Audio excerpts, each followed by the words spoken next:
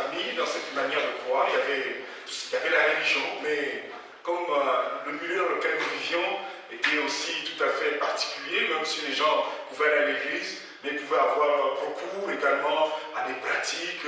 Lorsqu'il y avait des événements particuliers à la maison, on pouvait avoir recours à aller voir quelqu'un qui lisait la bonne aventure pour dire un peu, pour vous protéger, pour vous garder, etc. Et il y avait ce mélange. C'est comme cela que j'ai grandi dans cet environnement. Et cet environnement, ne connaissant pas Dieu réellement, n'ayant pas réellement fait de rencontres, et chaque fois qu'il y avait des choses particulières, mystérieuses à la maison, au sein de la famille, etc., on allait toujours courir vers ces gens-là, soit pour vous protéger, pour recourir à un petit, on appelle ça un petit pipi dans la broche, pour faire une cérémonie de protection pour toute la famille. Et c'est comme ça qu'on a grandi. Et j'ai grandi comme ça très longtemps, peut-être parti une bonne vingtaine de ma vie à peu près, jusqu'à 23 ans à peu près de ma vie chrétienne, sans connaître réellement le Seigneur. Et j'avais une moralité, un peu une manière de faire qui n'était pas toujours en fonction du bien et du mal, de ce que j'avais comme repère. C'est comme ça que je marchais. Et puis, il s'est produit qu'une fois, dans mes études, dans la seconde partie de mes études, notamment universitaires, une fois j'ai eu mon bac, je devais aller faire mes études loin de la famille, à 600 km, capitale où on avait instauré l'université des sciences. Et donc je suis allé là-bas, et puis bien loin de mes parents, je me suis dit, voilà, j'ai voulu à la fois emporté par les copains, l'ambiance, la vie, et puis bon, voilà, donc à la maison quand même, j'avais quand même une certaine moralité, je devais faire un peu attention à une certaine manière, à un certain nombre, en termes de croyances, en termes de comportement, il y a des choses que je ne pouvais pas faire à la maison, à côté des parents, mais là, 600 km, allez, on se livre, ambiance, et puis personne, la plupart des 99% des étudiants étaient logés en campus universitaire, on n'avait pas de famille, on était tous quasiment loin. Et puis là, voilà, la fête, c'est parti, une vie un peu livrée sur les boîtes de nuit, les copines, les copains, et puis vas-y les ambiances, et puis petit à petit, on délaisse un peu les études. Et puis, délaissant les études, bien évidemment, quand on n'étudie pas, les résultats sont là, ils sont pas bons. Et puis là, j'ai vraiment été touché parce que si j'avais connu quelques petits échecs, on va dire, dans le primaire, mais là, à l'université, c'est un échec qui m'a... Quand j'ai vu les autres, parce que dans le cursus universitaire, à l'université des sciences, il y avait juste 2 années, et ceux qui avaient les diplômes allaient continuer à l'étranger, soit en France, soit au Canada. Et moi, j'ai vu les autres partir, réussir et partir. Et vraiment, j'ai pris un coup dans mon orgueil personnel, parce que j'étais, sans me rendre compte, j'étais très imbu de moi-même, je réussissais dans mes études, j'étais bien, j'avais rien à en vouloir, mes parents avaient les moyens, voilà, les études, on était dans une famille de 6 ou 7, et quasiment tout le monde avait le bac, voilà. J'ai grandi comme ça on n'avait pas besoin, matériellement, nous avions ce qu'il fallait, et j'étais très imbu de moi, et le fait d'avoir échoué à l'université, et voir les autres avoir cette bourse, parce que habituellement, quand il fallait continuer au niveau de licence, on venait en France. Et là, exceptionnellement, comme il y avait eu des grèves, on avait donné des bourses à tous ceux qui réussissaient au Canada. J'ai vu tous les autres partir, on est resté quelques-uns. Je dis, oh là là. Alors là, ça m'a mis un sacré coup. Je me suis dit, franchement, là, c'était vraiment difficile. Et là, j'ai commencé à avoir un mal-être. Je me suis vraiment senti mal. Petit à petit, j'ai commencé à déprimer. J'avais plus le goût de la vie. Touché par cet échec-là, j'avais plus le goût de la vie, j'ai commencé vraiment à déprimer, j'ai commencé à ne plus avoir goût à la vie. Et petit à petit, j'ai commencé à perdre vraiment du poids. Perdre du poids. J'étais tout maigre maintenant, déjà à l'époque, franchement. Et puis ça commençait à inquiéter les gens, et puis j'entendais dans le campus universitaire certains qui disaient « Ah !» Parce qu'en plus, on était dans une région qui était beaucoup touchée par le sida. Et j'ai vu beaucoup de jeunes touchés, infectés.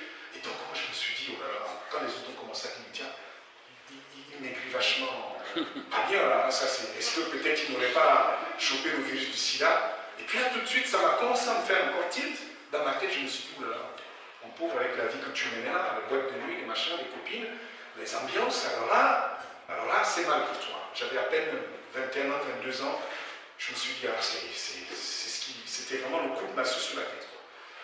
Et là, j'ai commencé à me poser des questions sur la vie, sur l'existence. À quoi ça servait? Même si j'avais eu tout, et finalement, je n'avais pas l'essentiel. Et il y avait à côté, dans le campus universitaire, quelques jeunes chrétiens, mais pour lesquels on se moquait d'eux. On les appelait franchement des prêtres, parce qu'ils n'avaient pas la même ambiance que nous, ils n'allaient pas avec les filles, on les appelait des prêtres. Alors on se moquait d'eux. Et moi, dans cette période difficile, amis avec qui je faisais la fête, c'était quelque chose qui les dépassait. J'expliquais que j'étais mal, ils n'avaient pas le remède pour moi. Et petit à petit, tous ont commencé à se détourner de moi. Et je commençais vraiment à rester seul. Et là, il y a un ami avec qui j'avais fait les études au secondaire, qui était chrétien, et qui s'est rapproché de moi, qui m'a vu dans cette détresse, alors que je n'avais plus personne, qui m'a dit, voilà, écoute Olivier, il y a Jésus pour toi. Et il a commencé, il s'est mis à mes côtés, il m'a entouré pendant ce temps. Et j'ai dit, et une fois, et puis là, mes parents étaient inquiets de me voir comme ça dans cette situation. Ils ont essayé de mettre tout ce qu'ils pouvaient comme moyen, impossible de me sortir de cet état. Et puis j'ai commencé pendant cette période aussi, je consultais, puis une fois je suis tombé sur un médecin qui m'a vu, qui m'a dit non, mais en fait, monsieur, vous n'avez rien. Vous n'avez rien. Je crois que c'est psychologiquement, il y a quelque chose qui vous a touché. Vous êtes plutôt malade psychologiquement qu'autre chose. Il y a plutôt rien. Mais je suis sûr que je vais faire tous les examens. Vous n'avez vraiment rien du tout. Mais psychologiquement, il y a quelque chose qui vous a fait. Et puis finalement, quand il m'a dit ça, ça m'a rassuré. Il a commencé à me faire une batterie d'examen parce que je ne voulais même pas aller à l'hôpital. Je me suis dit, voir les médecins, quand on va me dire que tu as telle maladie, et chaque fois que je voyais un bouton, chaque fois que j'avais quelque chose d'anormal, j'allais regarder les signes, je dis, peut-être qu'effectivement c'est le sida. Et puis là, quand il m'a ausculté, il m'a dit non, franchement, il y a vraiment, je suis sûr que j'ai rien. Il a commencé à me faire les examens, les bilans, et je me suis dit, tiens, si j'ai échappé d'elle, alors là, c'est bon, je dois repartir à zéro dans ma vie, je dois essayer de repartir avec une autre vie, parce que finalement, dans la vie dans laquelle j'ai été, je n'aurais pu attraper pire, voilà, je n'aurais pu avoir autre chose, attraper le sida dans ces promenades, dans ces balades, dans cette vie de nuit, dans cette sale vie, j'aurais pu attraper. Et je me suis dit, il faut que je reparte à zéro. Franchement, ça ne valait pas la peine. J'ai vu d'autres partir, j'ai vu d'autres réussir, et il fallait que ça change quelque chose dans ma vie, quoi. Et là, j'ai voulu repartir à zéro, mais pas dans le bon sens. J'ai commencé à apprendre un peu tout ce qui est religieux, toutes sortes de religions, toutes sortes de croyances, il y en a tellement, ça pullule de partout. Et là, j'ai commencé vraiment à chercher Dieu, mais dans une mauvaise direction. Et là, je me suis empiétré dans des milieux de sectes, de croyances qui mélangeaient la Bible avec des rituels occultes, mais des choses vraiment complètement perdues. Et finalement, quand j'ai pu reprendre le poil de la bête, j'ai repris mes études, j'ai pu réussir. Et là, j'ai pu, comme tous les autres, le circuit étant redevenu normal, on revenait à refaire nos études en France. Et là, je suis venu en France. Et l'immeuble dans lequel j'habitais à Saint-Étienne, il y avait un jeune chrétien qui était originaire du même pays que moi, et qui m'a parlé du Seigneur, avec qui j'ai fait connaissance, et qui m'a parlé du Seigneur. Et qui au fil du temps m'a dit, mais écoute, je pense que vraiment tu es dans une mauvaise voie. Ta croyance, ta foi, ce que tu crois, c'est vraiment pas ça, c'est pas le Dieu réel et vrai, etc.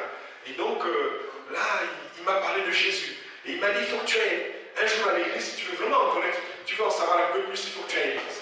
Et je suis allé ce jour-là à l'église à Saint-Étienne, dans les assemblées de Dieu, écouter l'évangile. Et j'étais tout au fond. Et c'était une mission que faisait le frère Ringenbach, avec la guitare, etc. Et ce soir, il a prêché sur Jésus.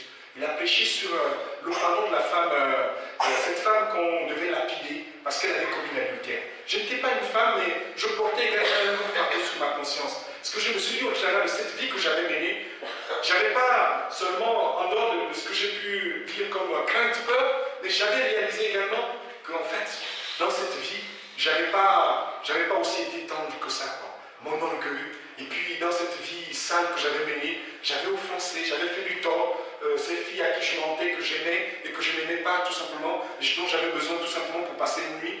Je me sentais, j'avais le poids d'une culpabilité dans ma conscience qui était là, qui me tourmentait. Je me suis dit, comment m'en sortir? Et quand je vous avais écouté l'évangile ce jour-là, le frère Ringenbach a prêché sur cette femme-là, qui a été pardonnée, cette femme qui avait commis l'adultère, à qui Jésus a dit, moi non plus, je ne te condamne plus, va, ne pêche plus.